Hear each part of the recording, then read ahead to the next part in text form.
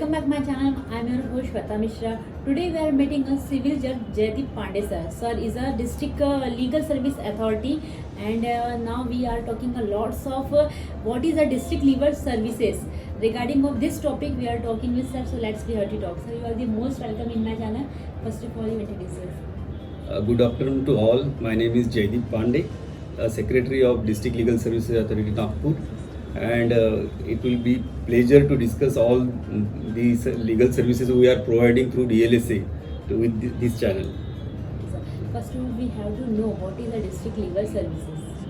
The District Legal Services Authority is the statutory body basically. It is enacted under the Legal Services Authority Act, which was passed in the year 1987. And according to that act, at national level there will be National Legal Services Authority. At state level there will be State Legal Services Authority, and at district level there will be District Legal Services Authority. So what is the work of this District Legal Services Authority is mainly to provide the free legal aid to the needy and poor people of the society. Okay, sir. And we have to know how it's working for the people. How can they get the advantage about that? See, we have a lot of schemes with DLSA, and those schemes are for the benefit of the poor section of the society. Basically, it comes from the Constitution, the equality before law and equal protection of the law. Article 14 speaks about the equal protection and equality before the law. Then Article 39A of the Constitution speaks about when any person comes before the court, he should have equal opportunity to put his case, and therefore taking base of this article, we have that District Legal Services Authority, and we provide so many things through DLSA, like free legal aid. Free legal aid means we provide the litigants, the advocate, free of cost. The person need not to pay anything for getting the advocate. Next, we not only the advocate but also we provide the free legal advice. Suppose any person wants to discuss his legal problem with us, we can provide the advocate to him, and they can discuss the problem even without going to the court. So not only the advocate, but for legal discussion also we can provide the advocate for the litigants. It is a very important discussion, so that's we have to discuss in Hindi, because most viewers they know deeply regarding of this matter. It is very important for that, and it's a very precious time we are starting for here. So first of all, I have to ask जिला विधि क्या है? जिला विधि आय सेवा प्राधिकरण इसका पूरा नाम है, और ये जिला विधि सेवा प्राधिकरण हर एक डिस्ट्रिक्ट में है, और ये कोर्ट प्रीमाइसेस में रहता है बेसिकली. इसके थ्रू अपन कोर्ट में आपकी केस पुटअप करने के लिए एडवोकेट प्रोवाइड करते हैं, वो भी फ्री ऑफ कॉस्ट एडवोकेट देते हैं. और not only free of cost advocate, but जो DLSA है, डिस्ट्रिक्ट लीगल सर्विसेज अथॉरिटी है, वो आपको आपका लीगल जो ओपिनियन चाहिए आपको, वो भी आप लोग DLSA के थ्रू ले सकते हो. ऐसा इसके लिए DLSA की रचना हुई है, और उसके थ्रू आप कोई भी फी न देके आप लीगल एडवाइस ले सकते हो. सर, लोक अदालत क्या है? तो लोक अदालत का लोगों को काफ़ी नॉलेज है, लेकिन बेसिकली लोक अदालत होती क्या है, यहाँ पे वर्क कैसे किया जाता है, इस बारे में आप समझें. लोक अदालत ऐसा है कि लोक अदालत पहले जो गांव में न्याय की सिस्टम थी, जस्टिस सिस्टम, वो ऐसी थी कि गांव के बुजुर्ग लोग एक साथ मिलके न्याय, सरपंच बोल सकते हो उसको, गांव पंचायत बोलते थे बेसिकली. गांव पंचायत में 2-4 रिस्पेक्टेबल पर्सन्स आके वो जो वाद या फिर डिस्प्यूट रहते थे लोगों में, वो उसका निपटारा करते थे. वैसे ही सेम उसी फुटिंग पे अपने पास जो है लोक अदालत है. इसमें क्या होता है कि सिटिंग जज या रिटायर्ड जज जो रहते हैं, वो हेड ऑफ द पैनल रहता है, तो उनके साथ एक एडवोकेट और सोशल वर्कर, ऐसे तीनों का पैनल रहता है. और उसके थ्रू जो उनके पास मैटर्स आते हैं, कंपाउंडेबल और कॉम्प्रोमाइजेबल मैटर्स जो रहते हैं, वो उनके पास जब अपन दाखिल करते हैं, तो उसमें कॉम्प्रोमाइज़ के बेसिस पे उसमें अवार्ड होता है, उसको अपन अवार्ड कहते हैं. और वो अवार्ड फाइनल होता है. This is the structure of लोक अदालत. जी सर, हम जानना चाहेंगे कि मनोधैर्य क्या है? मनोधैर्य बेसिकली ये स्टेट गवर्नमेंट की बहुत ही अच्छी स्कीम है मैडम.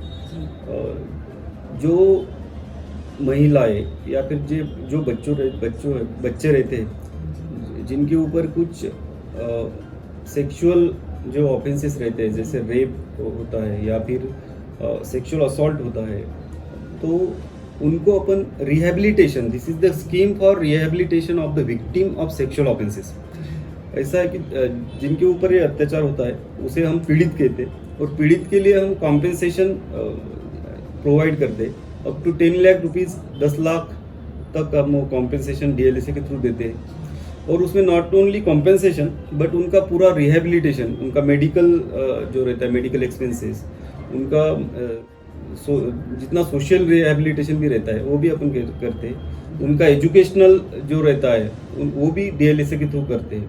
तो मनोधैर्य scheme is for the victim of sexual offences. इसमें अगर मनोधैर्य में अगर कोई पुलिस से हमको हेल्प चाहिए रहती है तो वो किस तरीके से हेल्प करते हैं? यस, बेसिकली अभी क्या है, पुलिस के ऊपर ये रिस्पॉन्सिबिलिटी दी हुई है कि उन्होंने कोई केस उनके पास आता है और ऐसे सेक्सुअल ऑफेंसेस का, तो आइडेंटिफाई करके सब केस में अपना एक रिपोर्ट बनाना है, एक केस बनानी है जिससे आप केस कह सकते हैं. उसमें FIR की कॉपी रहेगी, अदर डॉक्यूमेंट्स रहेंगे, और वो कॉपी, वो केस वो DLSA को देंगे. DLSA फिर एक बोर्ड बना हुआ है जिसे बोर्ड कहते हैं, डिस्ट्रिक्ट बोर्ड, और डिस्ट्रिक्ट बोर्ड के सामने लेके जाके उसमें ऑर्डर होती है, तो और उसके बाद उसमें कॉम्पेंसेशन दिया जाता है. तो जो प्राइमरी रिस्पॉन्सिबिलिटी है वो तो पुलिस की है कि केस वो अपने DLSA के पास तक लाए. ऐसा है. सबसे पहले हम ये भी जानना चाहते थे आपसे कि केंद्र से बाद में राष्ट्रीय सेवा प्राधिकरण ये क्या होता है, इस बारे में? राष्ट्रीय सेवा प्राधिकरण जो है, this is the apex body of this institution, national legal services authority. They basically National Legal Services Authority frames the schemes, various schemes, and till today, National Legal Services Authority has framed at least 13 various schemes for poor people, needy people. और उसमें जो है जैसे कि अभी महिलाओं के लिए, जो सीनियर सिटीजन्स हैं उनके लिए, बच्चों के लिए, जो ऑर्फन्स रहते हैं उनके लिए, ऐसे बहुत सारे स्कीम्स है जो नालसा ने फ्रेम किया है. नालसा स्कीम्स फ्रेम करती है, रूल्स बनाती है, इन शॉर्ट नालसा रूल्स बनाती है, रेगुलेशन बनाती है, और उनको एग्जीक्यूट जो करता है वो डिस्ट्रिक्ट लीगल सर्विस है. सर, हम थोड़ा जानना चाहेंगे कि नालसा क्या है, तो सर व्यूअर्स को ये भी जानना है. Right madam. नालसा, मैंने जैसे बताया आपको कि नालसा ये अथॉरिटी है जो नेशनल लेवल पे इस एक्ट जो मैंने बताया कि लीगल सर्विसेज अथॉरिटी एक्ट 1987 का जो है, उसके तहत वो इस्टेब्लिश्ड हुई है. और उनके थ्रू जो मैंने बताया अभी, जैसे कि वेरियस स्कीम्स आते हैं, कोर्ट में केसेस, सुप्रीम कोर्ट में अगर केस लड़ना है किसी को, तो नालसा के पास जाके वो अपने case free of cost put up कर सकते हैं सुप्रीम कोर्ट में. तो नालसा के थ्रू बहुत सारे स्कीम्स आते हैं और वो स्टेट लीगल सर्विसेज के पास आते हैं, उसके बाद डिस्ट्रिक्ट लीगल सर्विसेज के पास आते हैं. ऐसा वो this is the apex body basically we can say. Sir, जैसे अभी जिला सेवा प्राधिकरण में आपने काफ़ी सहकार्य किया, जाके उन लोगों तक का रूबरू हुए जो नहीं पहुंच पाते, जो एजुकेटेड नहीं है, स्लम एरिया में आप गए, रूट मार्च के बहुत कुछ किए. तो हम जानना चाहेंगे कि ये सारे चीज़ में कॉन्क्लूजन जो आपने किए, इनका किस तरीके से आउटपुट मिला, लोगों को कितना इस विषय में पता चला, लोग कितने जागरूक हुए और किस तरीके से प्रतिसाद मिल रहा है? You put this very good question because see, we have a lot of schemes like free legal aid is the good scheme. If you suppose आप किसी एडवोकेट के पास जाते हो और उनसे कहते हो कि हमारी केस ले लो, तो वो आपको फी चार्ज करेगा. लेकिन अगर कोई पुअर पर्सन हमारे पास आता है तो हम उनको फ्री ऑफ कॉस्ट एडवोकेट देंगे विदाउट चार्जिंग एनी फी. सो ये डिफरेंस है कि अगर लोगों को पता है कि ऐसी अथॉरिटी है तो लोग अपने पास आएंगे. अभी लोगों को अगर पता ही नहीं है कि ऐसी अथॉरिटी कौन सी है, तो उनको पता ही नहीं है कि फ्री ऑफ कॉस्ट वकील भी मिलता है.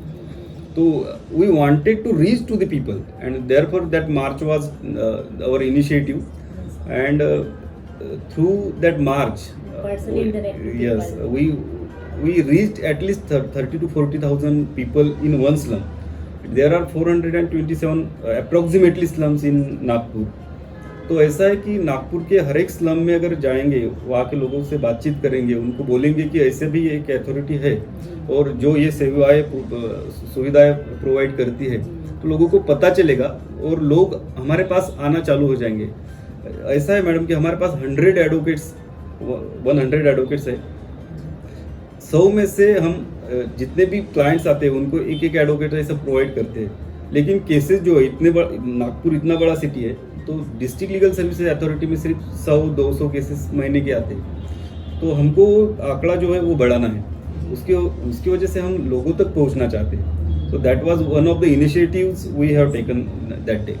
It's very important and something very hard. Yes. तो जब आप लोगों से मिलते हो, उनको इस विषय पे बताते हो, तो किस तरीके से कुछ एजुकेटेड होते हैं, कुछ अनएजुकेटेड होते हैं, तो जल्दी लोगों को समझता नहीं है, उनका प्रतिसाद कैसा मिलता है? काफ़ी हार्ड वर्क है लोगों से इंटरेक्ट करना। सही बात है, interaction is the part. Basically क्या होता है, हम जब जाते हैं तो लोग कहते हैं अरे वाह ऐसा भी है, हाँ। फ्री ऑफ कॉस्ट वकील भी हो सकता है। लोगों को पता ही नहीं है अभी तक। जो गरीब लोग हैं, गरीब यानी स्लम्स में रहते हैं, उनको पता ही नहीं। उनको अगर कोई पुलिस अथॉरिटी उठा के लेके जाती है तो उनको पता नहीं कि अगर वैसा करने से पहले हमें एडवोकेट भी चाहिए, हम एडवोकेट ले सकते हैं, और वो एडवोकेट लेने के लिए उनको पैसे खर्च करने की ज़रूरत नहीं है। उनका एक कॉल हमारे ऑफिस में अगर आया तो हम उस कॉल पे भी free of cost advocate provide करते हैं। अगर ये उनको पता चलेगा तो लोग ज़्यादा से ज़्यादा हमारे पास आएंगे। और जब हम लोगों के पास जाते हैं, ऐसा लगता है कि उनको कुछ पता ही नहीं है, बेसिक चीज़ों के बारे में भी पता नहीं है। इसके लिए हमने अभी एक पूरा प्लान ही बनाया है कि हम अब लोगों के पास पहुंचेंगे, इस आपके माध्यम से या फिर सोशल मीडिया के माध्यम से या फिर फिजिकल वहाँ पे जाके, ऐसा पूरा प्लान है। तो देखेंगे अभी कितना सक्सेस होते हैं। जिस तरह आपने देखा कि हमने जयदीप पांडे सर से बात की। सर सिविल जज तो वही, साथ ही डिस्ट्रिक्ट लीगल सर्विस अथॉरिटी भी है, जिला प्राधिकरण के अंडर सर वर्क कर रहे हैं, और जिसमें बहुत हार्ड वर्किंग ग्राउंड लेवल से लोगों पे इंटरेक्ट होना, सेवा किस तरीके से प्रदान की जाती है, लीगल सर्विसेज कैसी प्रोवाइड होती है, इस विषय पर सर अधिक जानकारी देते हैं। और पर्सनली ग्राउंड लेवल पे सर वर्क करके लोगों को जागरूक कर रहे हैं इस विषय पर। बहुत अच्छा लगा हमें सर से बात करके। सर बहुत बहुत धन्यवाद, आप हमारे चैनल में आए, इतनी आपने जानकारी दी। उम्मीद करेंगे हम दोबारा आपसे फिर एक बार इंटरव्यू ले, फिर लोगों के अंदर उनको जागरूकता हो नए विषय को लेकर। इसी तरह बने रहिए हमारे चैनल के साथ और देखते रहिए SN न्यूज़ लाइव 24। धन्यवाद। Thank you.